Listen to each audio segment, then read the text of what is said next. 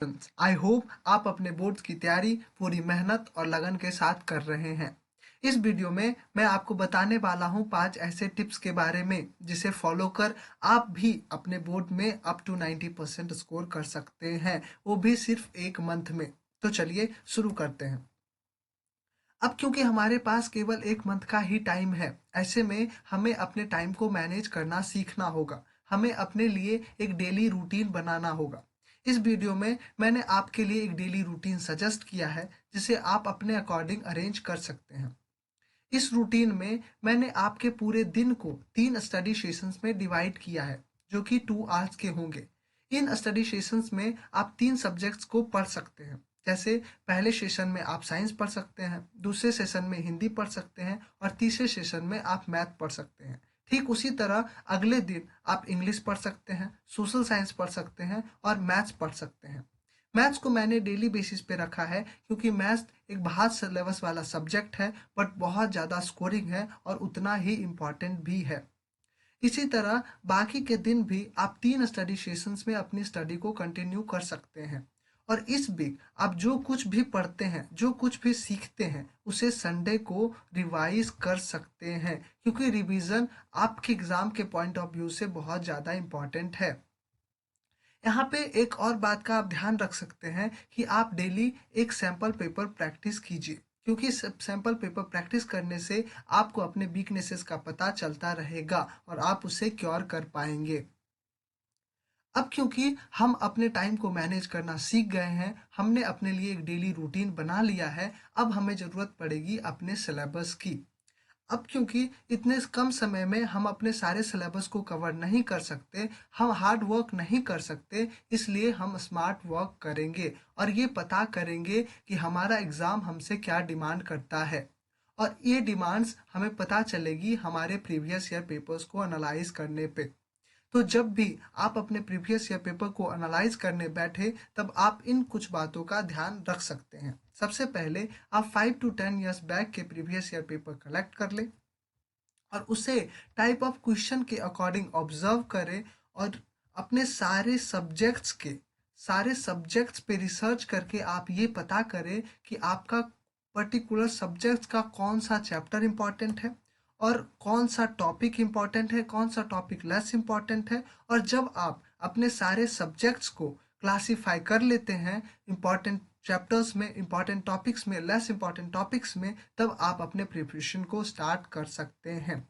यहाँ पे आप एक और बात का ध्यान रख सकते हैं कि आप जब भी सैंपल पेपर प्रैक्टिस करने बैठे, तब आप अपने आप को ट्रीट कीजिए जैसे कि आप एग्ज़ाम हॉल में ही हैं। इससे आपको बहुत ज़्यादा प्रॉफिट मिलेगा।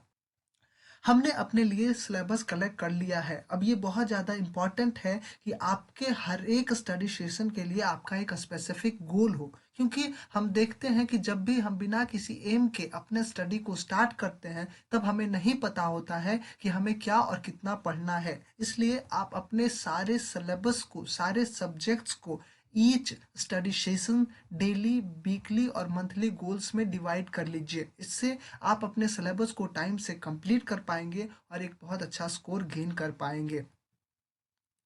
अब क्योंकि स्टूडेंट्स के मन में एक और क्वेश्चन ये भी होता है कि हम अपने आंसर्स को इफ़ेक्टिव तरीके से कैसे लिखें, अपने आंसर्स को इफ़ेक्टिव कैसे बनाएं। तो इसके लिए आप इन कुछ रूल्स का यूज कर सकते हैं। सबसे पहले आप कभी भी अपने आंसर्स को लिखते समय कॉन्ट्रैक्शन या शॉर्ट फॉर्म वर्ड्स का इस्तेमाल मत कीजिए। जैसे कि इंपॉर्टेंट लिखने के लिए बहुत सारे स्टूडेंट्स IMP लिखकर छोड़ देते हैं, जिसका मतलब एग्जामिनर को समझ में नहीं आता है और वो इसे काटते हुए आगे बढ़ जाते हैं। इसलिए आप हमेशा फुल फॉर्म वर्ड्स का इस्तेमाल करें, जिससे आपको एक अच्छा स्कोर मिल पाए।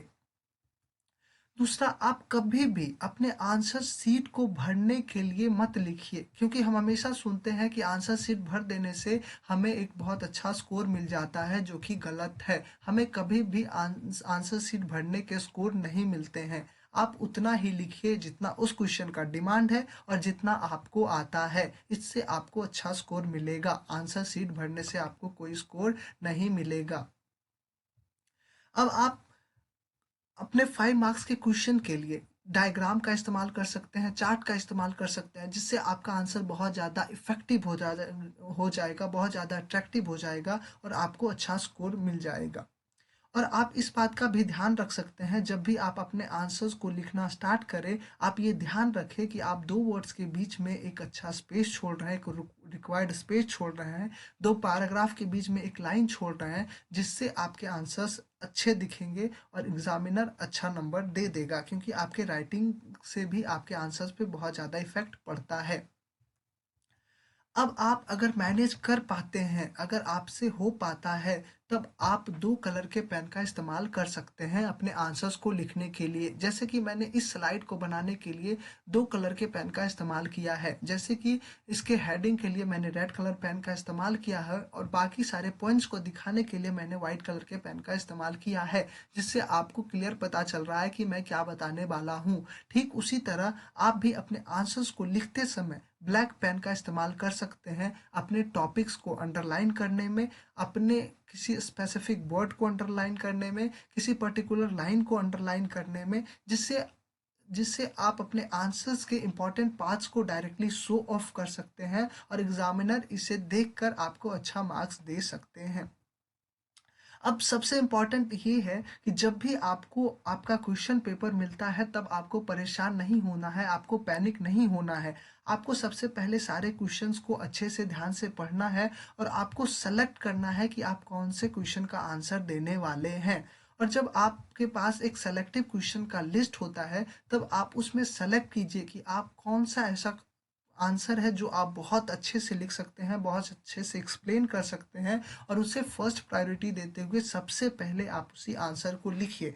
क्योंकि जब आप उस आंसर को अपने पहले आंसर को बहुत अच्छे से एक्सप्लेन करके लिखते हैं, उसमें डायग्राम यूज़ किया होता है, आपने चार्ट यूज़ करते हैं, तब एग्जामिनर आपको उसी स्पेसिफिक आंसर, उसी पर्टिकुलर आंसर के बेस पे जज करता है और ये देखते हैं कि ये स्टूडेंट्स का जो नॉलेज कैपेसिटी है, जो लिखने की कैपेसिटी है, वो ये है, और फिर आपको उसी आंसर के अकॉर्डिंग आगे भी सारे आंसर्स के नंबर मिलते चले जाते हैं। तो अगर आपका फर्स्ट आंसर अच्छा होगा, तो आपको अच्छा मार्क्स मिलेगा बाकी सारे आंसर्स के भी। तो आप ट्राई कीजिए कि जो आपके आंसर जो सबसे अच्छे हैं, उसे सबसे पहले लिखिए।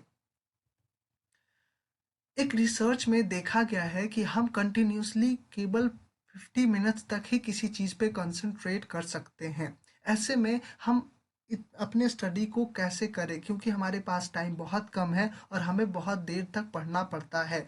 तो हम जो कुछ भी पढ़ते हैं, 50 मिनट से ज़्यादा हम जो कुछ भी पढ़ते हैं, उसे याद नहीं रख पाते हैं, और कभी कभी ये हमारे मेमोरी पे नेगेटिवली अफेक्ट भी करता है, जिससे हम अपने सारे हमने जो कुछ पूरे दिन में पढ़ा वो उसे याद नहीं कर पाते हैं, उसे ज़्यादा समय तक याद नहीं रख पाते हैं, भूल जाते हैं। तो इस चीज़ से क्योर करने के लिए आप एक टेक्निक, जिसे पोमोड्रो टेक्निक कहते हैं, उसका इस्तेमाल कर सकते हैं। पोमोड्रो टेक्निक बेसिकली आपके टाइम को, आपके वर्क ऑफ टाइम को 2 सेशन में डिवाइड करता है, जो कि एक स्टडी सेशन है और दूसरा ब्रेक सेशन है। आपके ईच 25 मिनट्स के स्टडी सेशंस के बाद 5 मिनट्स का ब्रेक लेते हैं, जिसे हम पोमोड्रो टेक्निक कहते हैं। और आप इस टेक्निक से जो कुछ भी पढ़ते हैं, 25 मिनट्स के स्टडी के बाद जब आप ब्रेक लेते हैं, उसके बाद आप जो भी पढ़ते हैं, इस टेक्निक को फॉलो करते हुए जो भी पढ़ते हैं, जो कुछ याद करते हैं, वो आपको याद रहता है और आप फुल कंसंट्रेशन के साथ अपने स्टडी को कंटिन्यू कर पाते हैं। तो इस टेक्निक को इस्तेमाल कर आप बहुत ज़्यादा अच्छा स्कोर कर सकते हैं कम समय में। तो आई होप आपको ये वीडियो बहुत अच्छा लगा होगा। अगर अच्छा लगा हो तो आप मेरे चैनल को सब्सक्राइब कर सकते हैं और बेल आइकन को दबा सकते हैं, ताकि आपको आगे भी इसी तरह के वीडियो मिलते रहें। Thanks for watching.